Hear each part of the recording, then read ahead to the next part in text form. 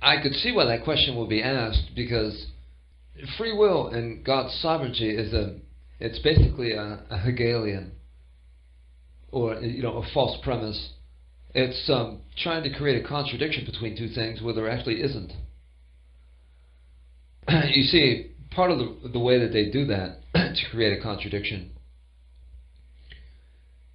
is, if you want to look up the definition of sovereign in a dictionary, you will find that the definition that certain religious people give it, like Calvinists, ain't found in a dictionary and isn't used in normal life. The religious definition of sovereign means all-controlling. It kind of reminds me of a dictator or a communist, the central planner. The communist's wildest dream, you see, and the dictators, like that North Korean dictator, is to control all of your thoughts and choices and everything like that. That's what they want to do. And you see how they cannot actually accomplish that, but they would love to be able to do that. That's where politically correctness comes from.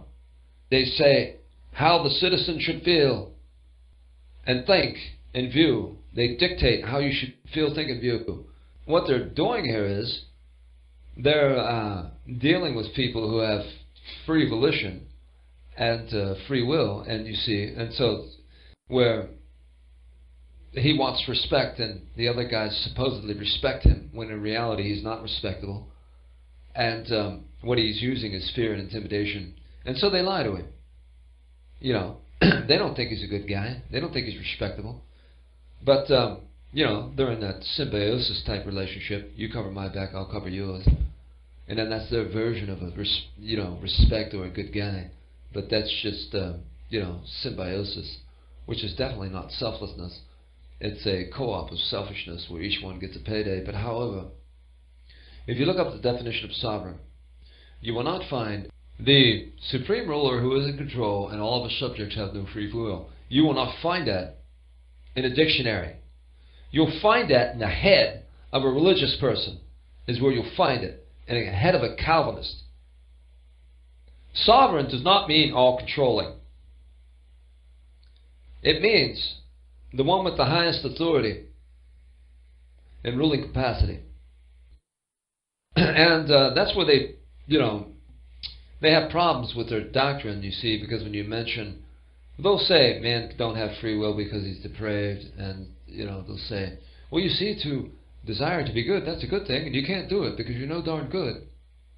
If you look up the definition of depraved in the dictionary, you will not find that it is a person who's bad and doesn't have free will and is not allowed to desire goodness. That is not in the dictionary. It's in the head of a religious person, a Calvinist, hardline Calvinist. So that's why when you ask, excuse me, I don't seem to recall Lucifer being depraved before he decided to rebel. Do you have an explanation for that?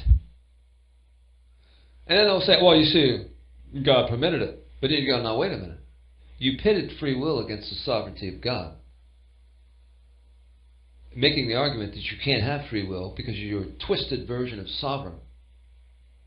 Now all of a sudden you can have free will and it's okay, as long as you're Lucifer. What about Adam? Before he decided to eat, did he have free will? Oh yeah, but that was the permissive will of God. Really? Oh, so you can have free will and God's still sovereign. Well, I guess that closes that case. Does free will make God not sovereign? No. And so they keep shifting like, I don't know what, sands on a seashore with a tide of my questions. They'll invent doctrines like, well, you're free to fall, but you're not free to ask to be picked back up. Oh, so it's half free will then. You're only free to be negative and not positive, unless you boast or something. I would say this, with regard to election and whatever.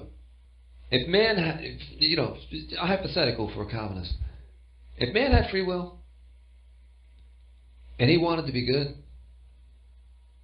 and God did nothing, what do you think would happen? The answer is nothing. There would be no deliverance whatsoever. So, you see, to suggest that free will is you doing something to deliver yourself, that's a false premise to begin with. Free will does not deliver you from being enslaved to the corrupt nature. You see? Free will does not deliver you from ignorance or from the false information of the world. It doesn't. You see, you can choose to say, I want all the right information, Lord. And you freely chose it, right? Well, you see, hypothetically, if he were not to give it, guess what would happen? Nothing. You would not be enlightened unless God acted. So you see how your free will doesn't deliver you from squat. It doesn't. They're using a rationalization, like liberals always do. You see, man's depraved, he's no good. In order to desire goodness, he'd have to be good to do that. No, you don't. You can be no good and desire to be good. Just like this. You can be enslaved to the flesh and desire not to be. Hence, for that which I want to do, I do not. That which I do not want to do, I wind up doing. That's evidence of somebody with free will who's enslaved to the flesh, who wants to be good. He has desires contrary to enslavement to sin. And there's examples of that all over the Bible. Anybody who wants to ignore that is a liar. And so you'll have that. They'll say, I'm not being very diplomatic. But hey, you got false teachers. I have no reason to be diplomatic to those people. They're lying. They're saying that which is not true. They're saying God has said thus and he has not. Therefore they're putting lies in the mouth of God. And they're lying about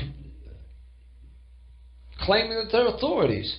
They're not an authority on anything other than blaspheming God. Why should I treat them as though they're some honorable men?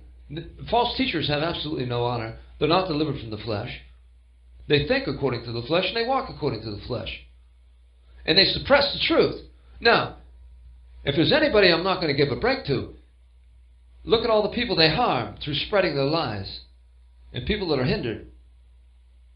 So if you want to defend false teachers by, I don't know what, criticizing my tone of voice or my lack of diplomacy, you go right ahead. If you're that concerned about the false teachers looking bad, I'm saying you're going to put yourself in a bad light when you do that. You're coming down on the wrong side of the fence.